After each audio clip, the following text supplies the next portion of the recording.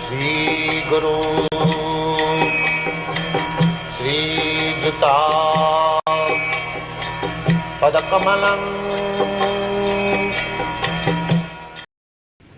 One should, therefore, follow the path of the Bhagavad-gītā as it is expressed in the Gita itself, and beware of self-interested people seeking personal aggrandizement who deviate others from the actual path.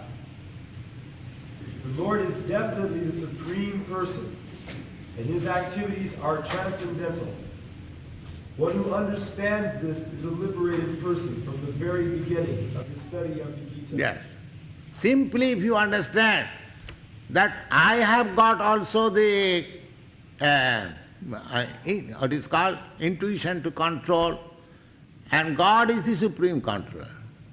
Simply if you understand this, then immediately you become liberated. Simply if you understand this. He is the supreme control. He is the supreme person.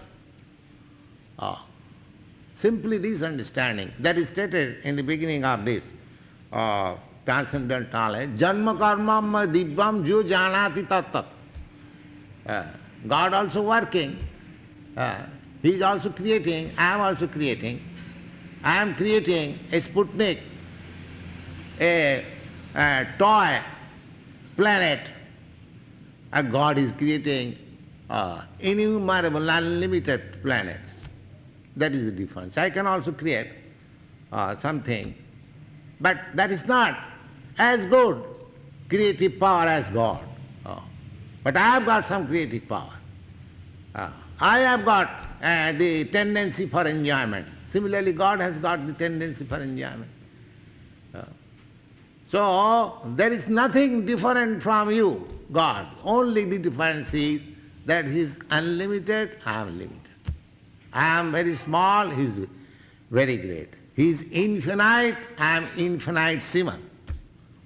Vibhu Anu. The Sanskrit word is Vibhu. Vibhu means great. God is great. Asamartha. Nobody can be equal to God. Nobody can be greater than God. That means everyone is subordinate to God. Simple these understandings will make you liberated. Janma karma me divyam ju janati tatta. Tattadeham. This liberation means after quitting this body, you are no more going to accept any material body. You are immediately transferred to the spiritual world and you get your spiritual world. Tattadeham punarjananaiti mameti kaunta. These things are already explained. So try to understand what is God and what you are. What is this material nature? What is your relationship with material nature, with God, with others? What is this time factor? What is what? Then you are in full knowledge, then you become liberated. All right. Thus end the Bhakti-vedanta purports to the 4th chapter of the Srimad Bhagavad-gītā in the matter of transcendental knowledge. So we shall stop here. Hare Krishna. Any question? When it listed, within the Gita, it listed the different kinds of sacrifices. It said that sacrifices to demigods can bring us to Krishna consciousness. How Yes. is this so? Yes. Because sometimes people are inclined to make some sacrifices to appease the demigods. So these prescriptions are there, just like somebody is recommended that if you want to be cured of your disease, then you worship the sun god. If you want to get a very nice, beautiful wife, then you worship Uma, the wife of Lord Shiva. In this way, if you want to be very learned, then you worship the goddess of learning. So these prescriptions are there in the Vedic literature. So people, just like in the modern days, they want to have all these things by material activities. So, they are recommended in a different way, but the aim is the same. But when one can understand, that is also injunction in the Vedas, the akama sarvakama mokshakama udaradhi. Either you are desiring some material prosperity, or you are desiring devotional service, or you are desiring liberation. There are three kinds of liberation, desires. One desire is that a person wants some material opulence. And then one desires, one becomes frustrated, he wants liberation. Or another, those who are transcendentally advanced, they want to be engaged in Krishna consciousness. There are three kinds of desires. So Bhagavad says, either you become akama, to desire to advance in Krishna consciousness is no material desire. There it is called akama. That is not material desire. And two other things, to desire for liberation and to desire for material opulence, that is material. So Bhagavad says, the akama sarvakama va mokshakama udaradhi. If you are actually advanced in knowledge, either you desire material prosperity, or you desire liberation from material bondage, or you desire to be engaged in Krishna consciousness, you simply try to be engaged in devotional service of the Supreme Lord. If you want any material prosperity, that can also be achieved by devotional service. That is also explained, I think you will get it in the 5th chapter, that Chaturvida bhajante mam sukritina. Now we have already discussed. There are 4 kinds of people who approach in Krishna consciousness. So, what are they? Artha arthati jigyas.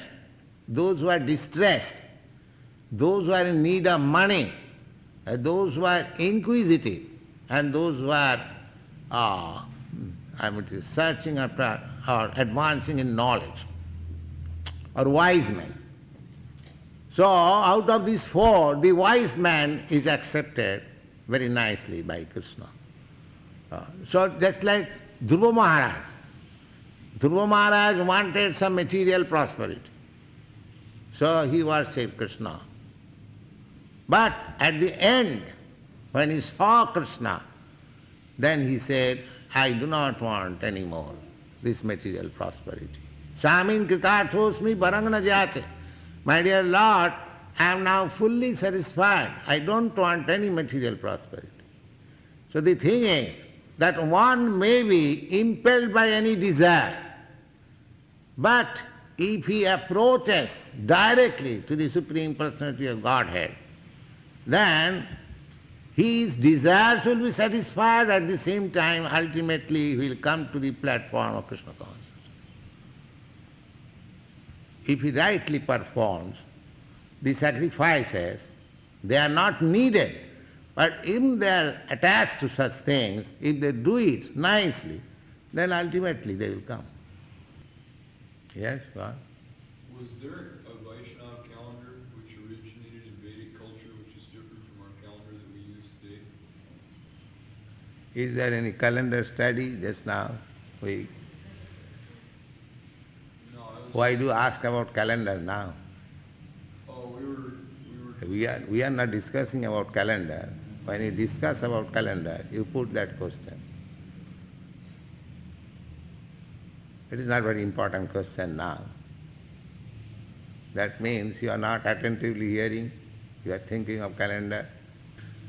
You should be very attentive what discussions are going on. calendar is not very important discussion in this meeting. Yes. Prabhupada, in the purport... Our question, inviting question means we have discussed something. If there is any difficulty, to clear that. Not to bring some other question which can be put later on. Otherwise, anyone can put any question. Oh, this is not an assembly of answering questions. This is assembly to understand what we are studying. Yes. Go on. Prabhupada, in verse number 42, purport of verse number 42, it divides spiritual activities into two, namely understanding of one's own self or one's constitutional position, and the truth regarding the Supreme Personality of Godhead.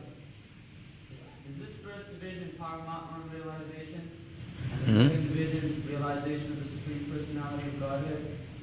Yes, that I have already explained. That our relationship with God is that I am infinitesimal and He is infinite. This is knowledge.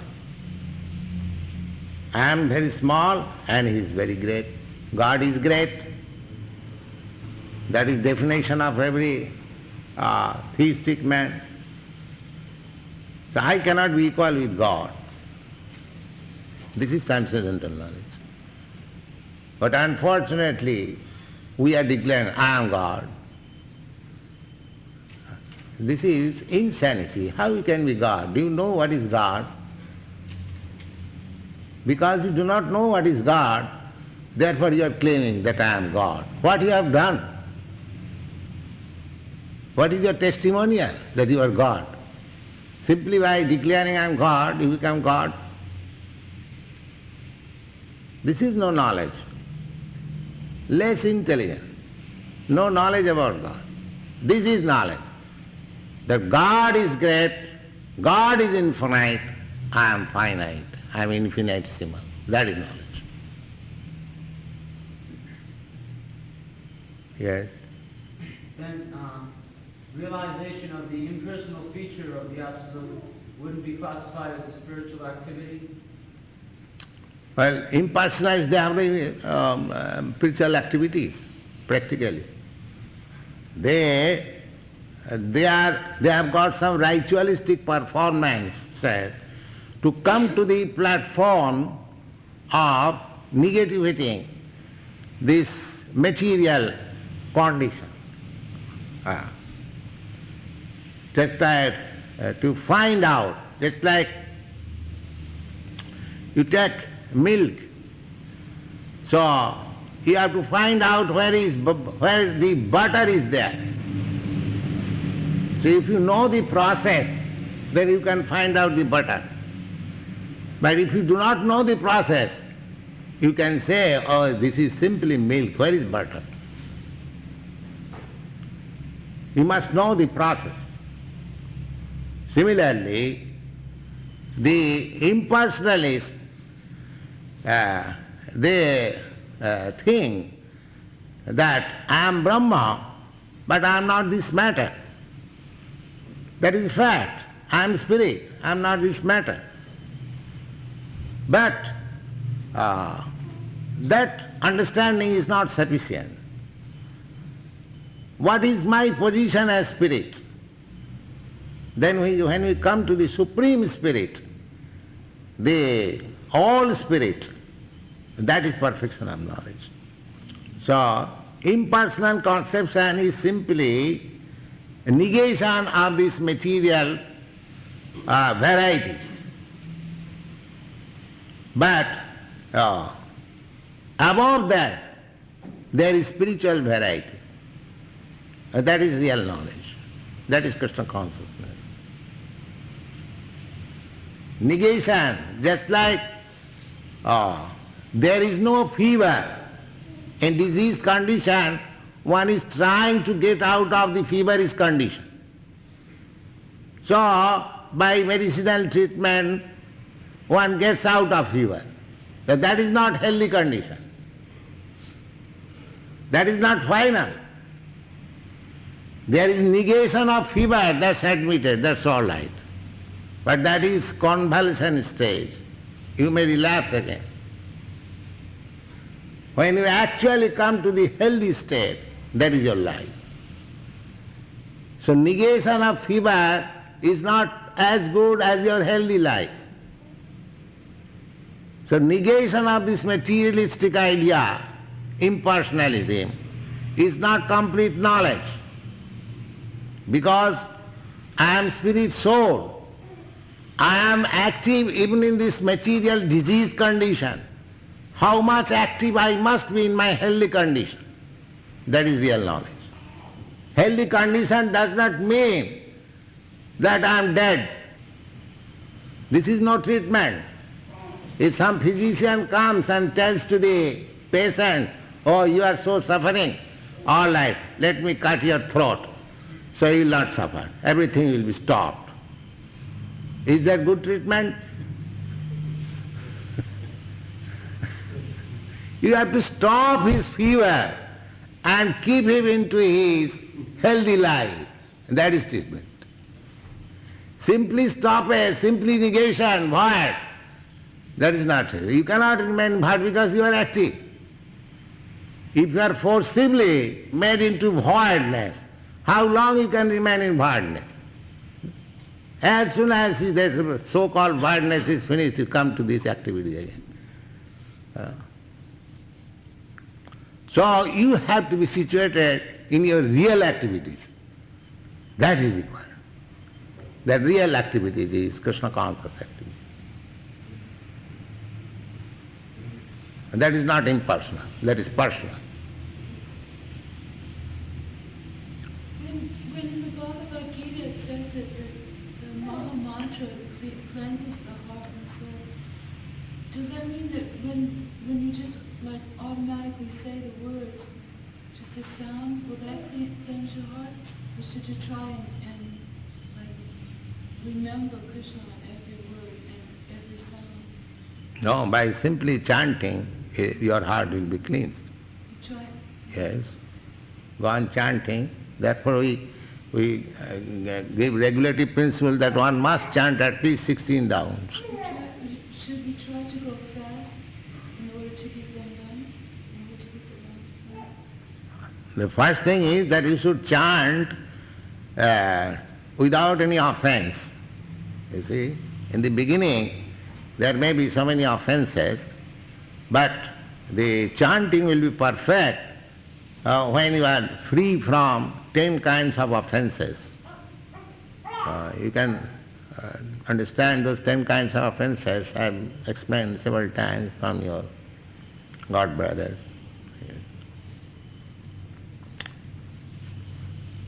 Yes. Yes. I'm new here, before, and so forgive me if my questions are naive. But if all you require is the chanting to be pure, then why do you require musical instruments and an altar and flowers and things of this sort? If all is required is chanting Hare Krishna, why do we have the pictures and the clothes and the instruments and the altar and the Lord Jagannath? Because you are personalist. We are not impersonal. This is spiritual varieties. You are talking of no variety. Is it not? You are asking me why there are so many varieties. This is your plain question. Not only that, That? why are the heads shaved? That is also another variety. Yeah, all right. So you want variety less. Is it not? No, I'm asking why these are necessary. Why are they necessary? They are not necessary for a person who is advanced. But in the preliminary stage, we have such necessities. This creates atmosphere. But at the same time, these varieties are not, material varieties. They are spiritual varieties. The place where we are trying to approach Vaikuntha, there the inhabitants are like this. They have got this tilak, they have got, of course we haven't got 4 hands, but they have got 4 hands. There are 2 hands also, and they are dressed like this. So, these things are not material varieties. As much as the chanting is not material vibration. Besides that, any path you follow, you have to follow the regulatory principles as they are enacted by authorities. So in our disciplic succession, previous acharyas, they have advised that you should have your dress like this, you should have your head like this. So we have to follow that. Mahajana jena gatasya panthya. Our principle is to follow the footprints of authorities. So these things are not unauthorized. These are being followed from time immemorial. This dress, this tilak, this chanting, everything. Just like you see the picture of Lord Chaitanya, we are following the same principles. This was being enacted 500 years ago. The same principle we are following. We are not introducing anything new. We are simply following the footprints of our predecessors. That's all. Just like we are trying to understand Bhagavad-gītā, just Arjuna understood. Arjuna was direct hearer from Krishna. So as he understood Bhagavad-gītā, we are trying to understand in that way. Krishna said, Sarva dharman parityajya mamekang saranang bhaja. That you give up all other engagements, you just surrender unto me. Now what we are preaching? We are also saying that you surrender unto Krishna. Krishna said you surrender unto me because he is the Supreme Person himself. And we are canvassing, you surrender to Krishna. So what is the difference? There is no difference. Mahajana jena gatasya pantha.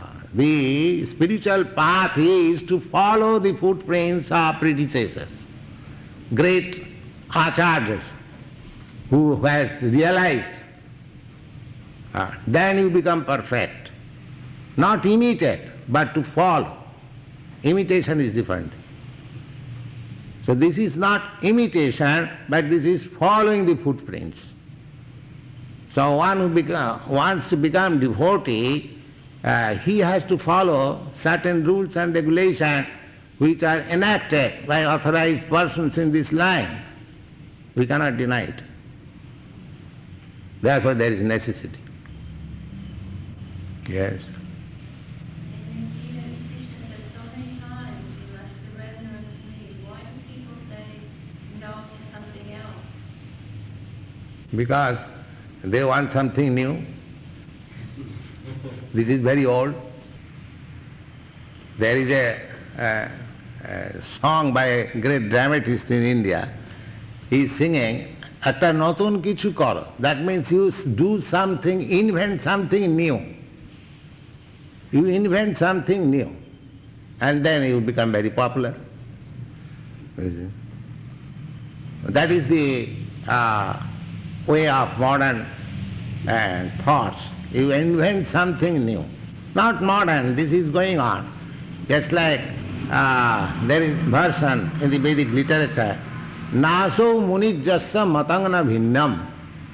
If you want to be a muni or a sage, you must put forward some new theory. Otherwise he is not a philosopher. A philosopher is not counted a philosopher unless he defies all other philosophers and puts some new theory. And that is going on. Nasu munijjasya matangana bhinna. So whose philosophy will accept? Every day you will find a new philosopher. So whom to follow? Therefore, out of disgust, everyone is trying to follow his own principle.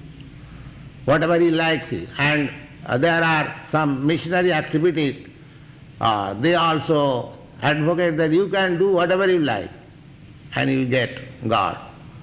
So people are trying like that. But our process is different. We are following the old principles. We do not say something new. The old saying, as Krishna said 5,000 years ago, Sarvadharman parityajya mam ekam saranam bhaja. So nothing new. We are simply repeating that our Hare Krishna. Is it also repetition? Hare Krishna, Krishna Krishna, Hare Hare. What is that English word? Putting the old wine in a new bottle, or what is that? So, it is old wine, simply putting in new bottles, that's all. And what is new? There is nothing new in the world.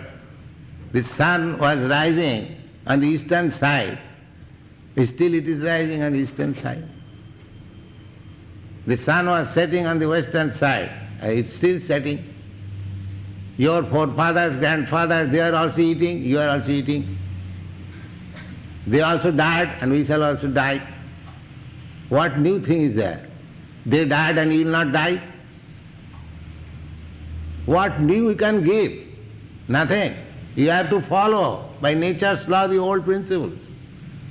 They died, I will have to die. They ate, I am eating.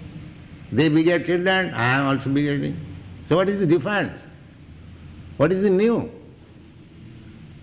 Everything is going on in the old principles. It is simply our imagination that we are doing something new. There is nothing new. Ahara nidra bhaya maithunancha samannam etat pasuvi narana. We are under such stringent laws of the nature, there is no scope for inventing something new. That is not possible.